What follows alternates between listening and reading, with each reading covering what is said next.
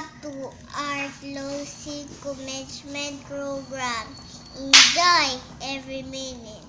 You know, my short speech is only to begin it. Welcome.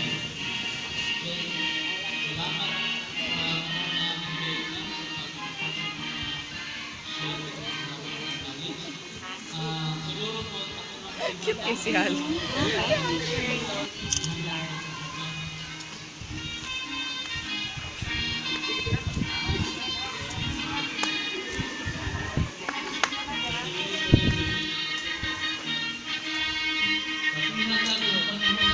Di na musika na.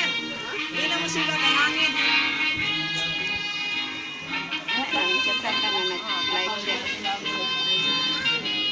Lagi na musika kay hangin.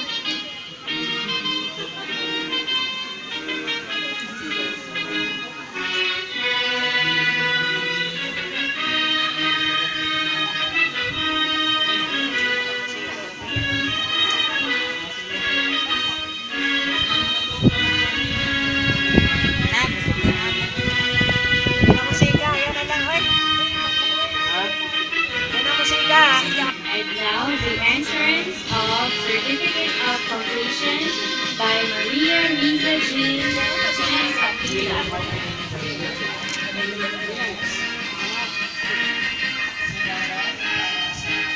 Ribbons and medals by Natalie Lucila P. Rad.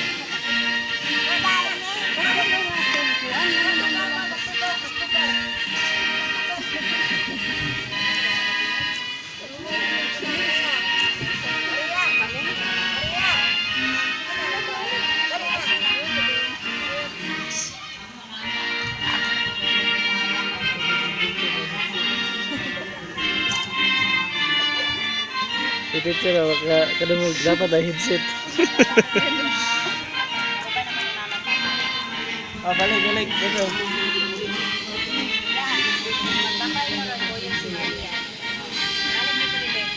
Be ako, sir. Medal.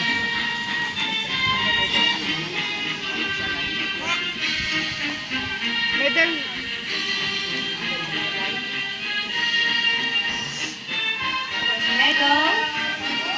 by May I Be Possessed.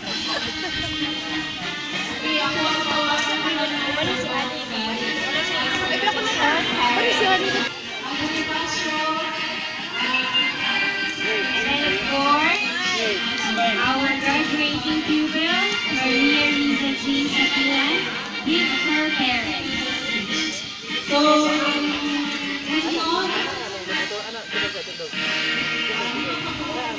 speaker and teacher Lucy Lardo. Mabunga. Tulungan mo. 35 pesos each.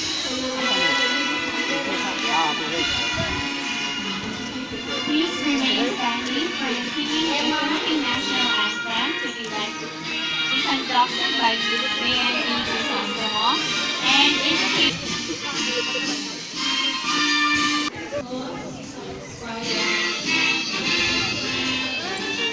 Yanan, alam ng puso, sa dibdib mo'y buhay. Lupang inirang, duyan ka ng magiting, sa manlulupi. Di ka pasisiyo, sa dagat at bundok, sa simoy at sa langit mo'y bughaw. May dalagang tula at awit sa paglayang minamahal. Ang sarap ng matamot mo'y dag.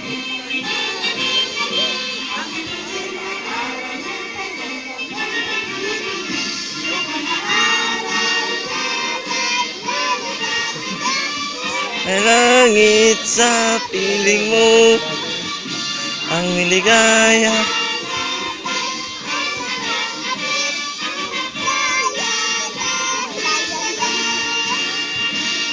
Ay, patayan. 8 na commencement exercises sa Shine Tutorial School. Salamat ni Ginoo nga na isang graduate ng sabot ato na po sa laing step ginawa. Salamat ni sa ayos sila for the whole year. Kung sila buwanan, nadala sila nakasunan. Salamat po sa parents na support sa ilang sila karon. Salamat sa silang teacher o kalamo ka na ang nalini karon. Kabangi ang tanang part sa akong program, magpalang puso rin. Hindi ka na ang ibalik ang pagpapasalamat ng maya sa halang paangan, sa alak, sa Espiritu Santo. Amen. Thank you. You may now all take your seats. Low-key Commencement Program. Enjoy every minute. You know my short speech is only to begin it. Welcome. Thank you very much. And to proceed, Dito ba? He holds my hand and it means that God is good to me. God is good to me. God is good to me. He holds my hand and it means that God is good to me. God is so good. God is so good. God is so good. God is so good. He's so good to me. God love me so. God love me so. God love me so. He's so good to me. Magsawat ating bayan, mahalin at igalan. Harihaba, tatlo ang kulay. Pula, puti, isa kabunghaw. Opo at opo. Ang bilin sa akin, amas inako. Igalang ang nakakatanda, namumuko ako. Kaya natutuwa ako. Bigas-bigasin, ang po at opo na buong dilim. Siksik-sik, alibang-bang, talaginto sa lagumbang. Ang babae sa lansangang, kung wala ka palang tanda. ako'y nagtanim. Si Maria na po. Ako'y nagtanim. Ako ay nagtanim sa pirasong luya. Tumubo ay gabi, namula ng mangga. Ang aking tintang-ting, ng papaya. Nalagbang sa lupa, magandang dalaga. Itabi daw. Ayaw natin. Ayaw natin, kamong duha. Dalawang mata, ilong na maganda. Dalawang bibig na sasabi, mahal ako na Diyos. Paa, tuhod. Paa, tuhod, balikat ulo. Paa, tuhod, balikat ulo. Paa, tuhod, balikat ulo. Magpara-para tayo. My toes, my knees, my shoulder, my head. My toes, my knees, my shoulder, my head. My toes, my knees, my shoulder, my head. We all climb hills together. Melon, melon. Melon, melon, melon, melon. Papaya, papaya. Sagi, sagi, sagi. Sagi, sagi, sagi. Rosalan, rosalan. Where is Tonkin? Where is Samkin? Where is Samkin? Here I am. Here I am. How are you this morning? Very well, I thank you. Run away, run away. Where is Finder? Where is Finder? Here I am. Here I am. How are you this morning? Very well, I thank you. Run away, run away. Sit down, sit down. Sit down.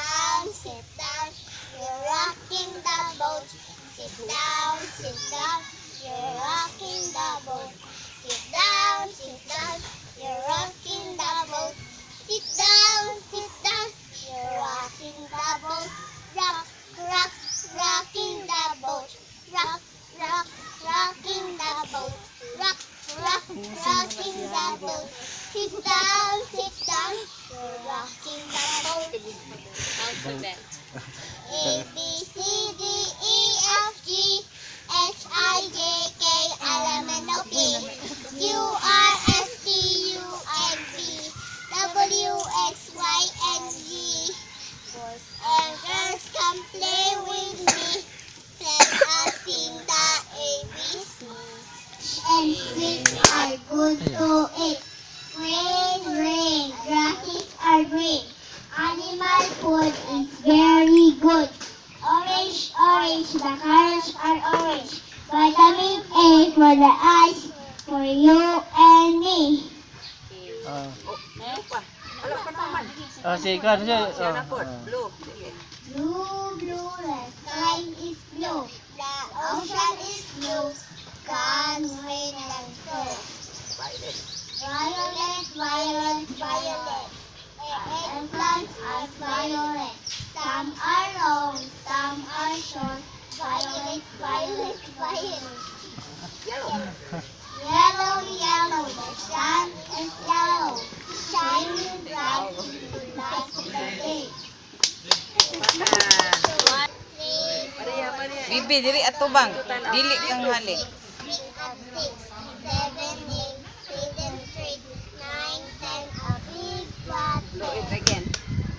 1, 2, time I show. 3, 4, shut the door. 5, 6, pick up 6. 7, 8, make them straight. 9, 10, a big fat head.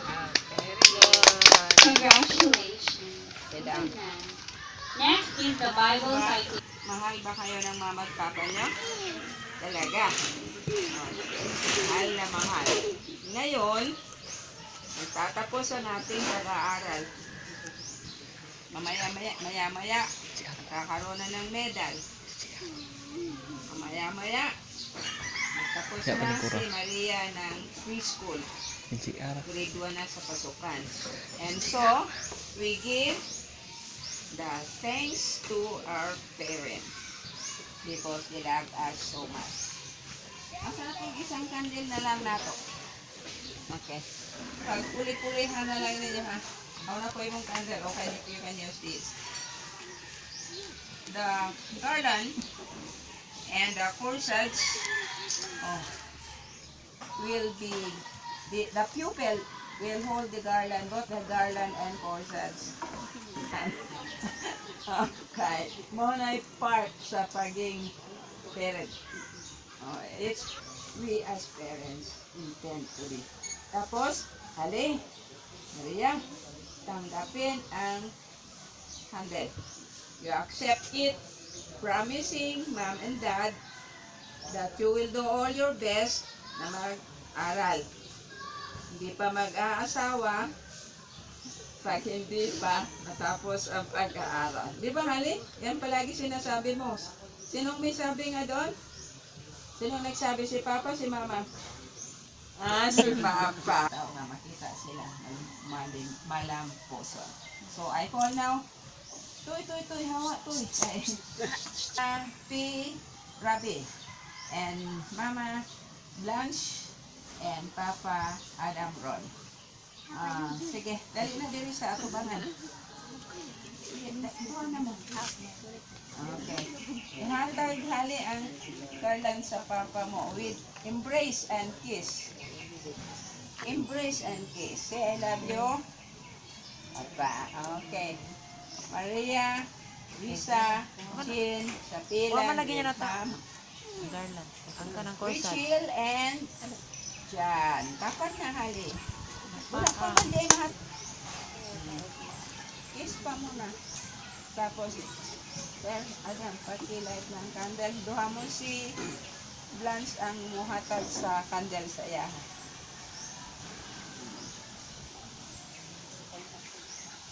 Then hold the candle, Ali. Okay? Sige. Sige na. Okay. Maria, give the garland to your papa. Hatag ang garland. Lay. Sabong. Kiss and say, I love you, Papa. Hatag po ang kursad sa imong mama. Mayo na advantage gamay ra. Paupos gamay.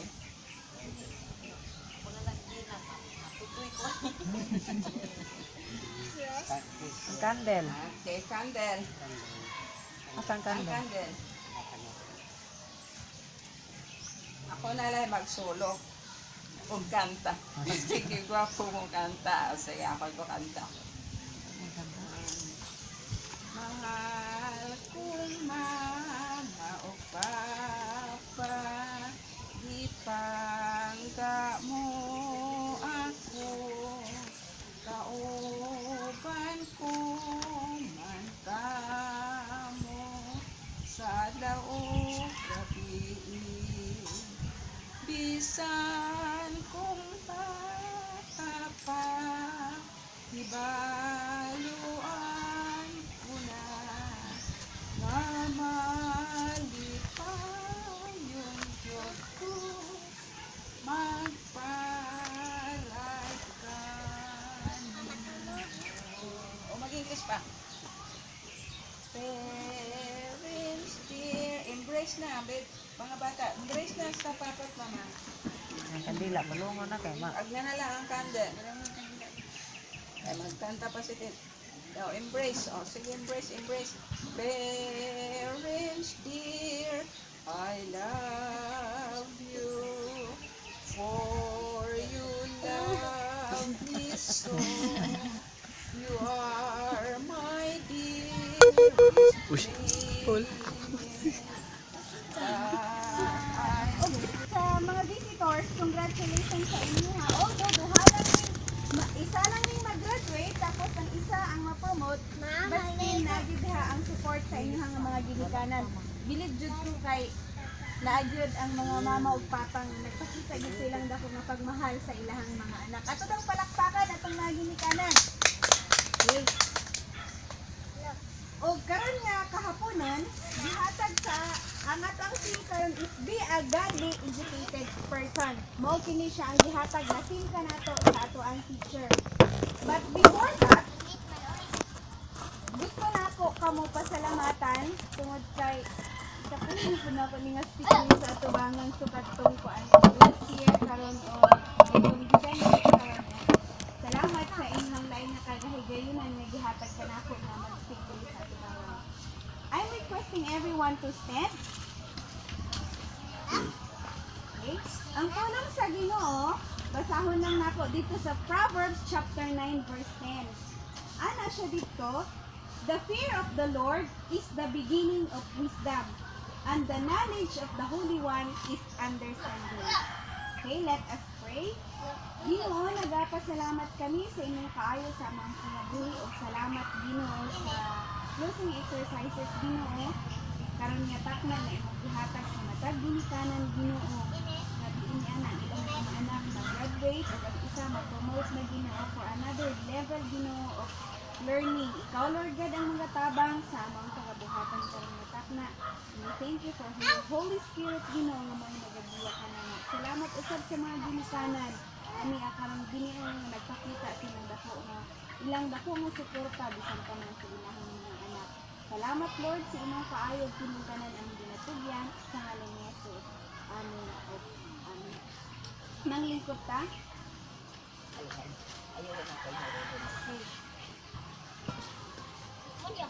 Ang edukasyon mo ni siya ang pinaka-importante nga pamana sa usa ka ginikanan, di ba, sa ilahang mga anak.